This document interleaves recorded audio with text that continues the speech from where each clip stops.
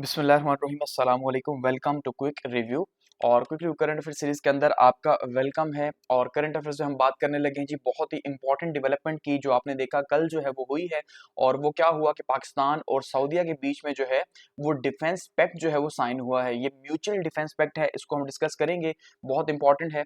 सऊदीया Pakistan defence pact, और इसकी हम डिटेल्स लेने की कोशिश करेंगे कि भाई ये जो पाकिस्तान और सऊदीया ने कल साइन किया, इसका लार्जर इम्प्लीकेशंस क्या होंगे, इसका लार्जर इम्पैक्ट क्या होगा, रीजन के ऊपर क्या इम्पैक्ट होगा। ठीक है। और स्पेशली हम ये देख रहे हैं कि दो ममालिक में काफी ज्यादा इसको डिस्कस किया जा रहा है। और उसमें पहला मुल्क जो है वो इंडिया है, जहां पे बहुत ज्यादा डिस्कस किया जा रहा है इसको कि भाई पाकिस्तान ने जो है वो सऊदी अरब के साथ पैक्ट साइन कर लिया। दूसरा इजराइल है, जहां पे इसको काफी ज्यादा डिस्कस किया जा रहा है कि भाई सऊदी अरब ने जो है वो पैक्ट साइन कर लिया, क्योंकि इन्हीं दोनों के खिलाफ ही बेसिकली ये जो है वो किया है। तो अब इन्हीं को सबसे ज्यादा जो है वो प्रॉब्लम है।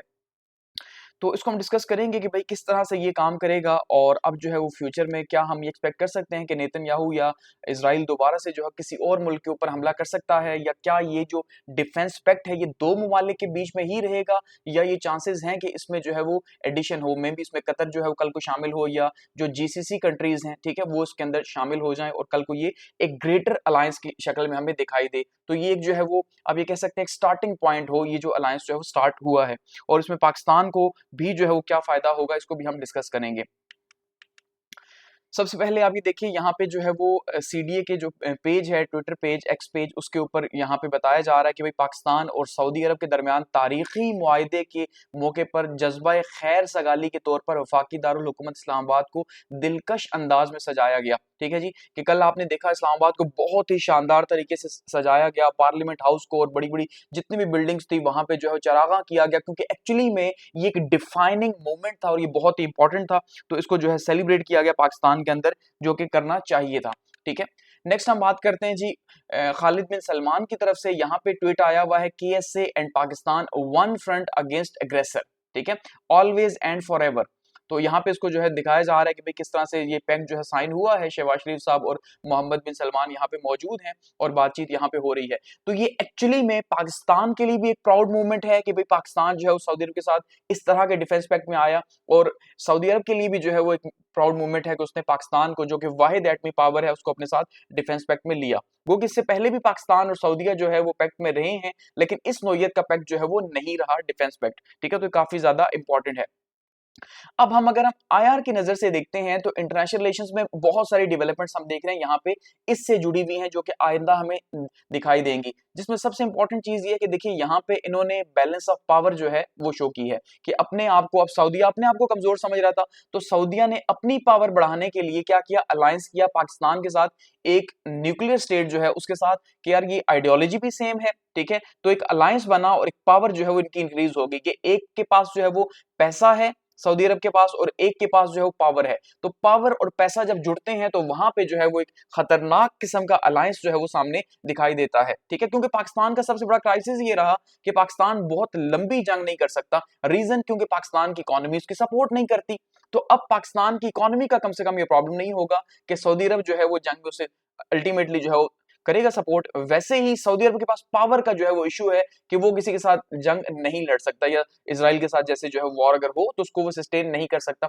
तो पाकिस्तान अब उसको जो है वो पावर देगा, मिलिट्री पावर देगा। तो सो ये जो अलायंस है ये स्ट्रेटेजिकली बहुत ही इंपॉर्टेंट और कैलकुलेटेड अलायंस है। तो यहाँ पे हम एक तो देख रहे हैं बैलेंस ऑफ पावर हुआ, दूसरा यहाँ पे जो रीजनल डायनेमिक्स हैं वो चेंज हो गई हैं। ठीक है, रीजनल डायनेमिक्स में हम ये देख रहे थे कि सऊदी अरब का जो झुकाव था वो अमेरिका और इजराइल की तरफ होता जा रहा था, जिसमें हमने देखा कि बाकी ममालिक जो है उन्होंने इब्राहिम एकॉर्ड जो है वो तो साइन कर लिया था, लेकिन सऊदी अरब अभी तक वेटिंग में था, और अब उसके चांसेस नहीं लग रहे कि वो साइन होने जा रहा है। और फिलहाल पाकिस्तान और सऊदी अरब ये दोनों मुल्क बाकी बचे हैं जिन्होंने अभी तक सऊदी अरब को तस्लीम नहीं किया। ठीक है, और ये समझ रहे हैं कि भाई इब्राहिम पे नहीं होना चाहिए।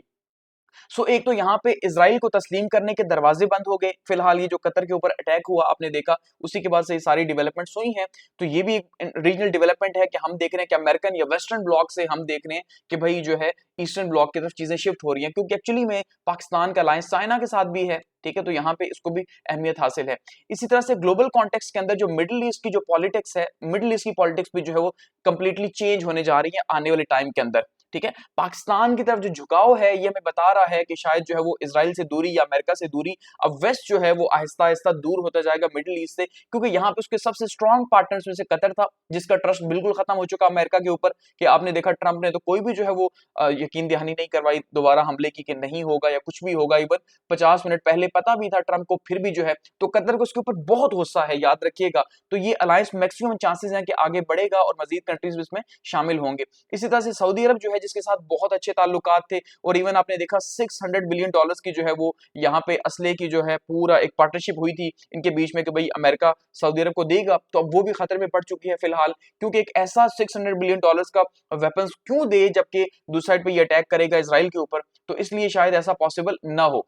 ठीक है, अब वो जो डिफेंस पैक्ट है वो भी खतरे में पड़ चुका सऊदी अरब और अमेरिका को, तो यहाँ पे रीजनल डायनामिक्स भी चेंज हो रहे हैं और इंटरनेशनल डायनामिक्स भी जाहिर बात है यहाँ पे चेंज होगी, क्योंकि जब मिडिल ईस्ट से जो है वो अमेरिका यहाँ से जाएगा या अमेरिका जो है जब दूर होगा इन ममालिक से, कतर ममालिक से, जीसीसी कंट्रीज से, क्योंकि वो उनके करीब होगा, तो एक्चुअली में जो है वो इसराइल को प्रॉब्लम होगी। तो ये कंट्रीज जो है वो ग्लोबल साउथ में जो है वो शामिल हो सकते हैं या ग्लोबल साउथ का हिस्सा बन के चाइना की तरफ जो है ये देख सकते हैं मजीद आगे बढ़ के कि भाई जाहिर बात है पाकिस्तान तो खुद चाइना को या अमेरिका को देखता है। तो यहाँ पे बहुत सारी चीजें जो है हम देख रहे हैं चेंज हो रही हैं, जो कि आपको एग्जाम के अंदर डिस्कस करनी होगी, और ये याद रखिएगा ये एग्जाम में आएगा ही आएगा, ये बहुत इंपॉर्टेंट डेवलपमेंट है, ये करंट अफेयर्स में आपसे पूछा जा सकता है, एसए में आपसे पूछा जा सकता है, ये आएगा। ठीक है, पाकिस्तान अफेयर्स के अंदर जो है वो ये पूछा जा सकता है आपसे। तो इसको डिस्कस करते हैं। यहाँ पे ये देखिए शहबाज शरीफ साहब जो है सैल्यूट कर रहे हैं जब उनको जो है वो रिसीव किया गया सऊदी अरब के अंदर, F-15 जो है फाइटर जेट्स उनको उनके प्रोटोकॉल में उनको रिसीव किया गया, तो जाहिर बात अब सऊदी अरब को भी होश आया, देर आए दुरुस्त आए। अब यही हम कह सकते हैं कि सुबह का भूला जो है वो शाम को वापस आ गया सऊदी अरब, क्योंकि आपने देखा कि किस तरह से सऊदी अरब जो है वो पाकिस्तान से दूर होता जा रहा था। इवन आपने देखा जो अभी वॉर हुई है रिसेंट वॉर, उसमें भी बहुत खुल के, वॉर का मतलब पाकिस्तान और इंडिया का जो भी कॉन्फ्लिक्ट हुआ, तो उसमें बहुत खुल के सऊदी अरब ने हमें सपोर्ट नहीं किया, क्योंकि सऊदी अरब के जो अलायंसेज हैं स्ट्रेटेजिक अलायंसेज वो इंडिया के साथ भी हैं। इवन इसी अप्रैल 2025 के अंदर आपने देखा था मोदी साहब और इनके बीच में जो है डील साइन हुई थी, तो वो इंडिया को भी जो है वो खुल के तनकीद का निशाना नहीं बना सकते थे, इसलिए हमको बहुत ज्यादा एक्सपेक्ट नहीं कर रहे थे सऊदी अरब से कि वो हमें को बहुत ज्यादा सपोर्ट करेगा। लेकिन अब हालात हम देख रहे हैं कि किस तरह से एक अटैक ने बदल दिया। तो मैंने आपसे लास्ट लेक्चर में भी कहा था कि ये जो कतर के ऊपर अटैक हुआ, ठीक है, इसराइल की तरफ से, इसराइल ने एक मौका दे दिया इस सोई हुई कौम को, इस सोई हुई उम्मत को जगाने का कि शायद जो है वो फ्यूचर में ये अपनी प्रोटेक्शन के लिए, क्योंकि गल्फ कंट्रीज अगर एक हो जाते हैं तो जाहिर बात है बाकी मुस्लिम उम्मा एक ही है। यही जो है वो तकसीम का सबसे बड़ा रीजन थे मुस्लिम उम्मा के बीच में, उन्होंने पैसिव किया हुआ था OIC को या बाकी प्लेटफॉर्म्स को, यही खास करके 3 कंट्रीज कतर जो है, सऊदी अरब जो है और UAE जो है, यही जो है ये मुसलमानों के एक तरह से गद्दार बने हुए थे। आई एम सॉरी टू से, लेकिन ये हकीकत है। तो हिस्टोरिक पाकिस्तान सऊदीया पैक्ट की अगर हम बात करते हैं तो पाकिस्तान और सऊदीया ने साइन किया है जी strategic mutual defence agreement Riyadh के अंदर, ठीक है। और इसमें जो सबसे इंपॉर्टेंट टर्म है वो क्या है, बहुत ज्यादा डिटेल्स इसकी शेयर नहीं की गई, लेकिन सबसे इंपॉर्टेंट टर्म जो है वो क्या है कि अगर किसी एक स्टेट के खिलाफ हमला होगा तो उसको कंसिडर किया जाएगा अटैक ऑन बोथ पार्टनर्स। ये वो पॉइंट है जिसने जो है वो इंडिया और इसराइल की नींदें जो है वो हराम कर दी हैं कल से, ठीक है, क्योंकि बहुत इंपॉर्टेंट है। इसका मतलब क्या है कि let suppose in future Pakistan और इंडिया की वॉर होती है, जैसे अभी वॉर हुई, तो ना चाहते हुए भी सऊदी अरेबिया को पाकिस्तान को सपोर्ट करना पड़ेगा इंडिया के अगेंस्ट में, और इंडिया को भी 50 बार सोचना पड़ेगा कि भाई अब ये वो पाकिस्तान हरगिज नहीं है कि जो 7 दिन या 10 दिन जो है वॉर को कंटिन्यू ना कर सके अपनी इकोनॉमिक कंडीशंस की वजह से। उसे भी सोचना पड़ेगा कि उसे सऊदी अरब को भी नाराज करना पड़ेगा, और ना चाहते हुए भी वो डायरेक्टली सऊदिया के साथ वॉर कर रहा होगा इंडिया, समझ रहे हैं ना। इसी तरह से अगर सऊदिया जो है, अगर उसके ऊपर अटैक होता है, इसराइल उसके ऊपर अटैक करता है, तो इसका मतलब यह है कि इसराइल को भी ये 50 बार सोचना पड़ेगा कि अगर वो सऊदिया के ऊपर अटैक करेगा तो इसका मतलब वो डायरेक्टली जो है पाकिस्तान के ऊपर अटैक कर रहा है, क्योंकि अलायंस है, तो एक्चुअली में उसे पाकिस्तान से रिस्पांस मिलेगा। सो अब वो अटैक तब करेगा जब वो इस काबिल होगा कि वो पाकिस्तान का मुकाबला कर सके, समझ रहे हैं बात को। और पाकिस्तान के पास तो एटॉमिक पावर है, जाहिर बात है फिर इतना आसान नहीं होगा। तो ये जो डिफेंस पैक्ट है ये मल्टीपल बेस के अंदर सर्व करेगा पाकिस्तान को भी और सऊदी अरेबिया को भी, दोनों का ही फायदा है, ये विन विन कंडीशन है, और ये बहुत ही जबरदस्त किस्म का जो है पैक्ट है। और ये जो टर्म है ना ये बहुत इंपॉर्टेंट है।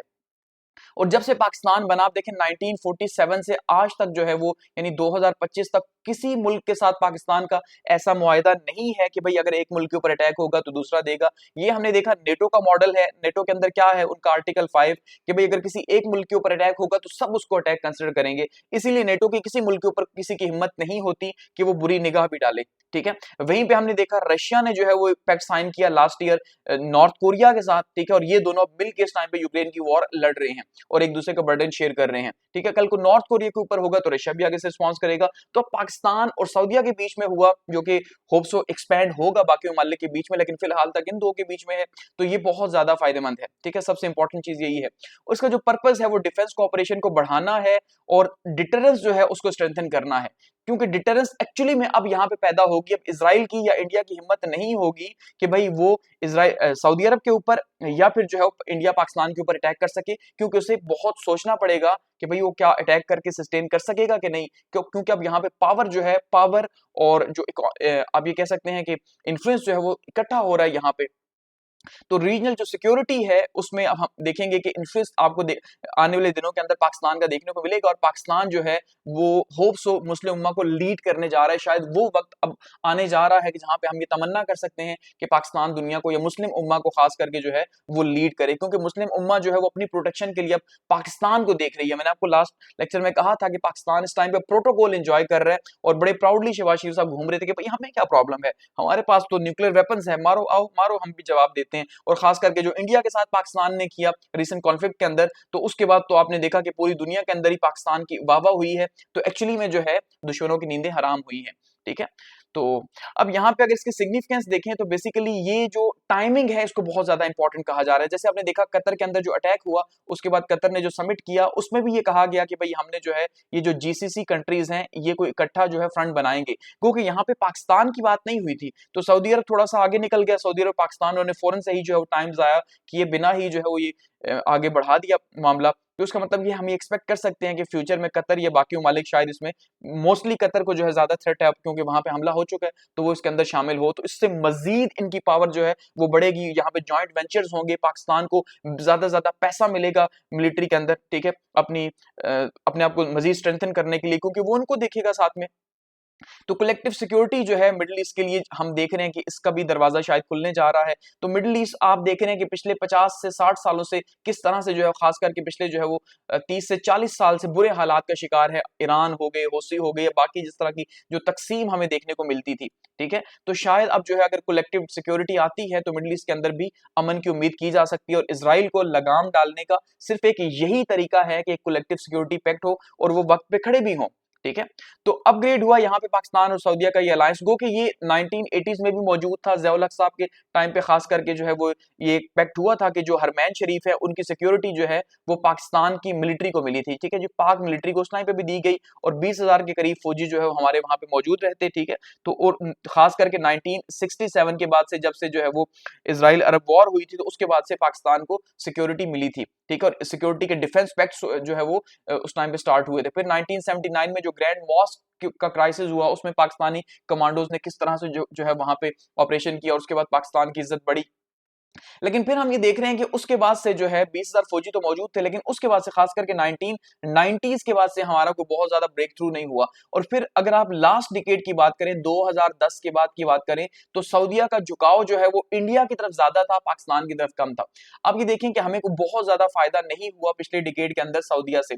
अब देखें कश्मीर का जो 2019 का इशू हुआ, उनका आर्टिकल चेंज किया गया, तो हमने बहुत कोशिश की कि हम किसी तरह से सऊदी अरेबिया को सामने ला सकें, लेकिन सऊदी अरब ने हमें सपोर्ट नहीं किया, बल्कि उल्टा वो जो है वो एक मॉडल सिटी बनाने के लिए इंडिया के साथ उसकी बातचीत चल रही है, रिफाइनरी लगाने की वहां बातचीत की गई, तो इंडिया के साथ उसके रिलेशन ज्यादा सामने आए कि भाई वहां पे भी मुसलमान पाकिस्तान से ज्यादा बसते हैं, उसका स्टैंड ये था। लेकिन शायद उसे ये एहसास हुआ कि भाई दुश्मन जो है या काफिर जो है वो उसको सपोर्ट कभी भी नहीं करेंगे, जब वॉर हुई तो अपने ही कोई सपोर्ट करेंगे, तो इसलिए अब उसे होश आया इस बात का, और वो देखें जैसे पागल हुआ जा रहा था वेस्ट के साथ रिलेशंस के लिए, तो अब उसे थोड़ा सा ख्याल आया।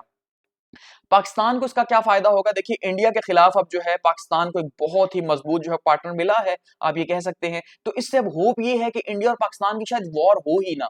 उसका रीजन ये है कि इंडिया के ताल्लुकात जो है वो सऊदी अरेबिया के साथ ऑलरेडी मौजूद हैं।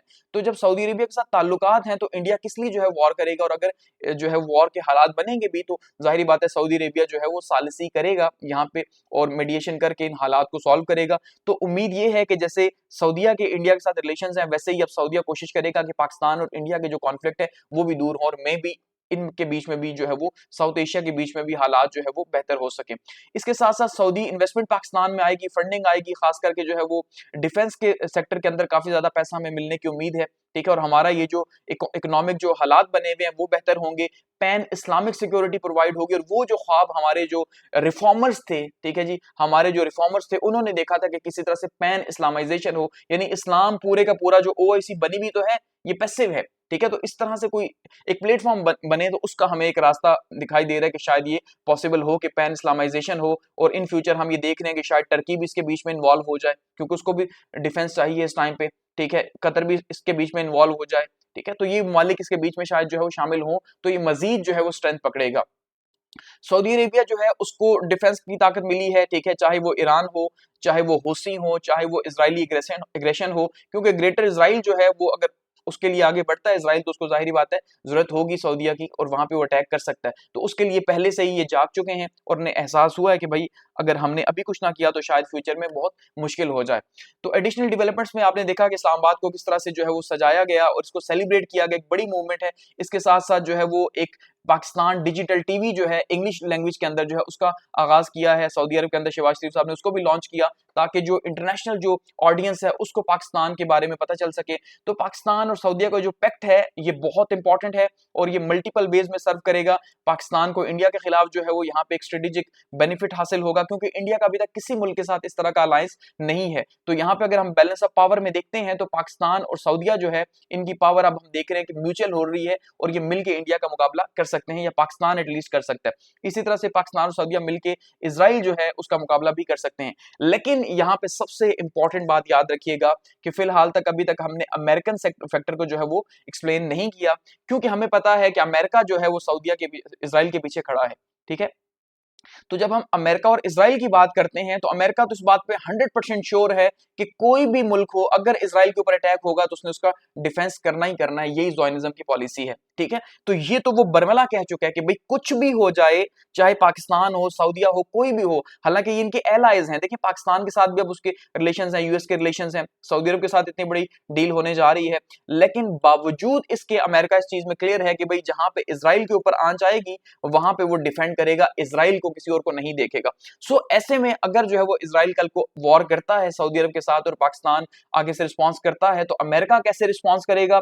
क्या अमेरिका सऊदी अरब के ऊपर या पाकिस्तान के ऊपर अटैक करेगा, नहीं करेगा, कैसे करेगा, और अमेरिका को कैसे टैकल किया जाएगा, ये बहुत इंपॉर्टेंट क्वेश्चन है, ठीक है। तो इस क्वेश्चन के भी आंसर जो है वो बाकी हैं और ये बहुत इंपॉर्टेंट है। तो अब देखते हैं कि नेक्स्ट क्या डेवलपमेंट्स होती हैं, ठीक है जी। ये जो है वो पैक्ट रहा पाकिस्तान और सऊदीया का। Thanks for watching.